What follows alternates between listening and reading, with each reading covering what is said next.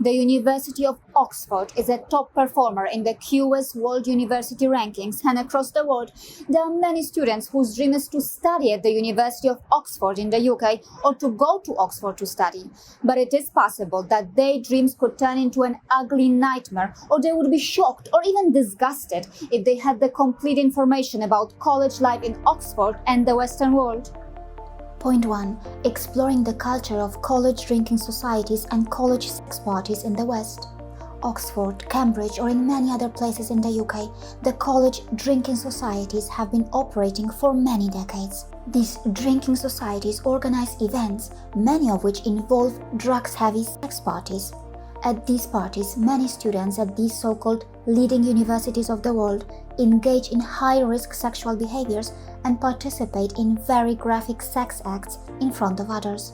The famous author Elizabeth Day, who herself is a former Cambridge student, describes the accounts of students having sex in public spaces like lawn, in the library, and the laundry room. In her article, Elizabeth Day mentions incidents of students urinating in the foam and on other students' body in a foam party, snorting a heavy drug while placing it on others' private parts, stripping off in public, participating in extreme sexual acts in front of others, and even something as horrendous as dressing up as a pedophile. Mind you, these are the students at Britain's most prestigious institutions. Many of such events which have taken place on universities' premises have been termed as sexist and misogynistic and have contributed to sexual assaults on female students. Dr. Charlotte Proudman, who is a human rights barrister in the UK, confirms that. But how easy would it be to fight against this abusive college drinking society culture of the UK? Well, it has been revealed by one of the largest student publications in Oxford that fellows who sit on governing bodies and oversee admissions are members of all male drinking societies. This debauchery among students continues despite the expert advice that clearly and scientifically explains that drunken promiscuity and risky sexual behavior is an important public health problem. Point 2.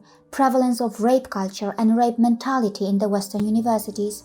Sexual violence and the rape culture are present in American universities too. And as far as the rape mentality is concerned, in the USA, a scientific study was done to explore the behavior of male university students. It found that approximately 32% of male students admitted to having intentions to force a woman to sexual intercourse, and approximately 14% said they had intentions to rape a woman if there were no consequences. More than 90% of the students who participated in this study identified themselves as Caucasian. As far as the UK is concerned, sexual assault on campus is a common occurrence. Just take a look at these shocking numbers. Many of these incidents are never reported to law enforcement or the universities. Point 3. Every year, many students in the Western universities or colleges participate in various students' festivals or events that encourage or involve running naked in public spaces or having sex in public. In the UK, a survey of university students revealed that 29% of the respondents had had sex in a public place. And this survey revealed that 57% of Americans have had sex outdoors or in a public place. Not only sex in public is illegal in many parts of the world, but also we shouldn't forget that many who are involved in public sexual acts can also be exhibitionists who willingly expose themselves to an unwilling audience for their own sexual satisfaction, something that can easily compromise the safety of minors or children who also have the right to use the public spaces. Point 4.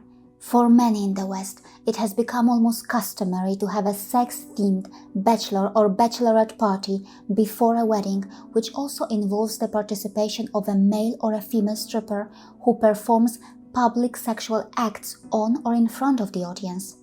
It is an irony that in many Western nations, the process of hiring sex workers or strippers is way faster and hassle-free than getting a doctor's appointment. Yes, these nations may have a lot of appetites to consume public sexual acts, and yes, the strip club industry has a massive market size of more than $7 billion in the USA, but how can we ignore the horrific side of this so-called stripper business?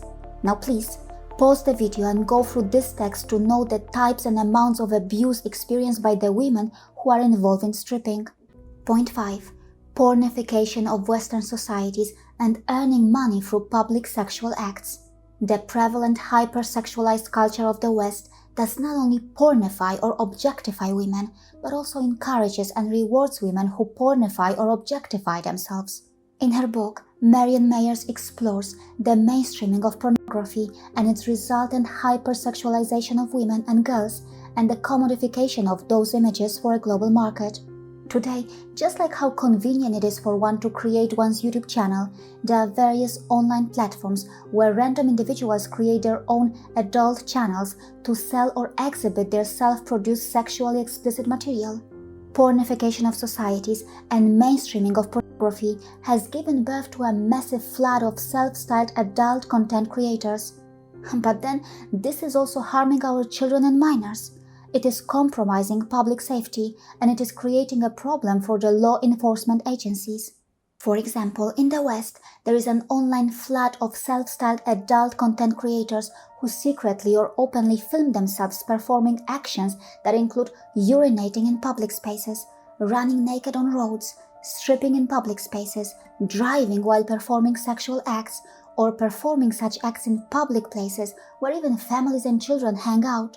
But there is a well-placed system which supports all this. There's Twitter, where these self-styled adult content creators freely advertise.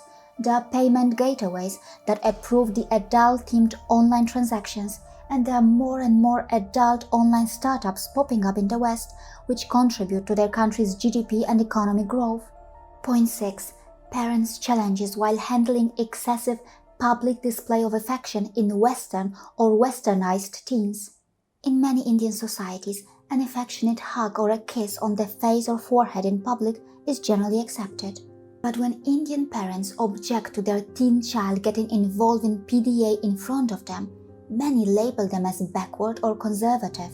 But then, how about those Western societies in which divorced or single parents hang out with their boyfriend or girlfriend and get involved in excessive PDA in front of their children who get very uncomfortable by the sight of it?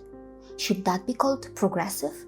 Of course, self-serving, lustful and exhibitionistic public sexual acts between individuals can cause discomfort to those who are around them and to those who are forced to become an audience to something that they didn't give consent to.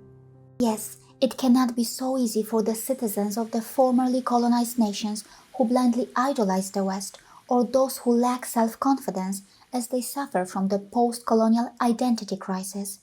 On the other hand, what can we really expect from the West when their top universities, which produce their prime ministers and their leaders, fail to eradicate the abusive drinking society's culture, debauchery, and the rape mentality that is prevalent among their own students?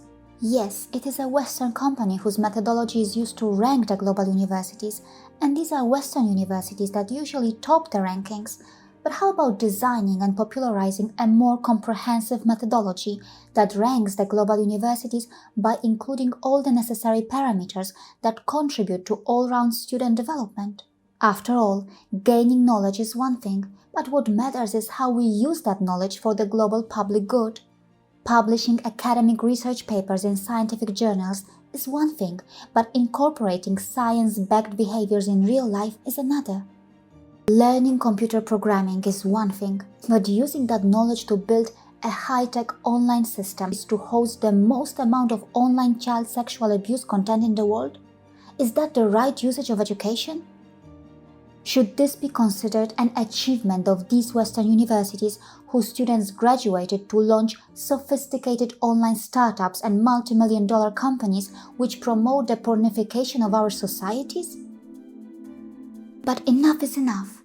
Based on all the scientific data and evidence that we have, shouldn't the Western nations, which have been the major players in this global abusive industry, come forward and apologize to the world for the pornification of our societies? And what an irony that despite all this, many among us in Europe and the USA continue to watch this horror in silence, while the Western nations preach to the world the importance of human rights, student development, ethics, and child protection.